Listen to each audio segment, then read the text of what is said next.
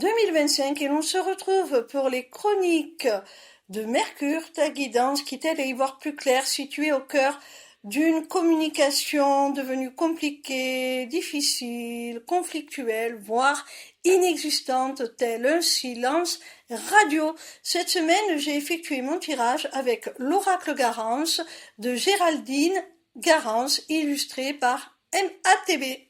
La première carte que j'ai tirée est celle de la trahison.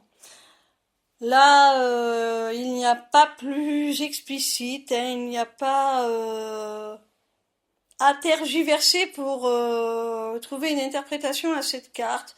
Il y a eu une véritable trahison entre vous, ou du moins c'est la sensation que l'un des deux ou les deux interlocuteurs ont eu.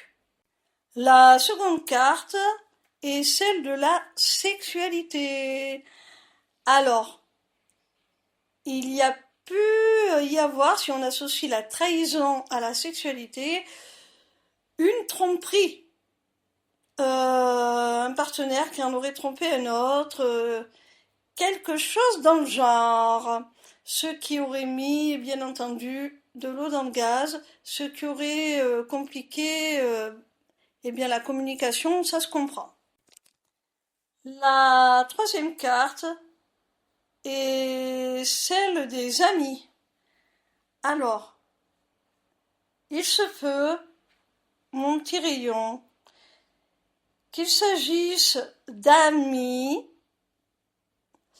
qui aient franchi un cap, qui aient franchi la ligne rouge et qui soit devenu un petit peu plus que cela. Et maintenant, ces deux amis ont la sensation d'avoir trahi cette amitié en faisant cela.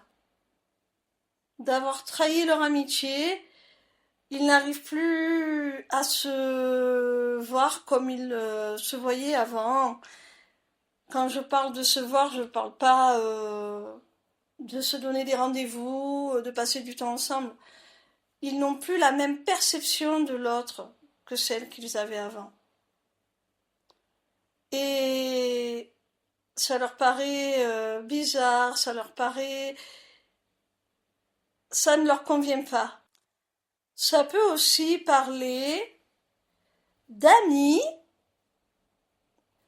qui avaient des vues sur la même personne et il y en a un qui a gagné le pompon et pas l'autre.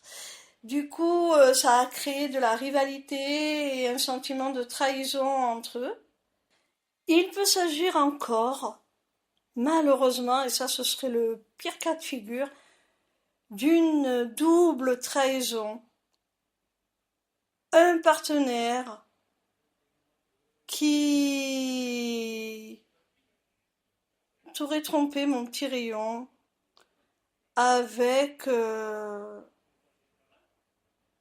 un ou une amie. Là, je pense que dans ce cas de figure, c'est vraiment la double trahison, c'est très compliqué quand même, hein. La quatrième carte est celle de la communication. Donc on voit qu'il va y avoir un retour à la communication, hein. Il va y avoir des échanges, on va s'expliquer. Si ce n'est pas une réconciliation, il va y avoir au moins des explications, un contact, on va en parler, on va s'expliquer. C'est totalement dans la lignée de cette guidance qui, justement, est là pour nous aider à comprendre ce qui se passe au sein d'une communication conflictuelle, compliquée. Et là, c'est tout à fait le cas. Donc, on revient à la communication, on en parle. La dernière carte te désigne toi, mon petit rayon. Donc, je pense que c'est toi qui vas prendre contact avec la personne concernée pour en parler, pour s'expliquer, peut-être juste ça, pour essayer de comprendre, et puis ça s'arrêtera là. Ou peut-être qu'il y aura une réconciliation.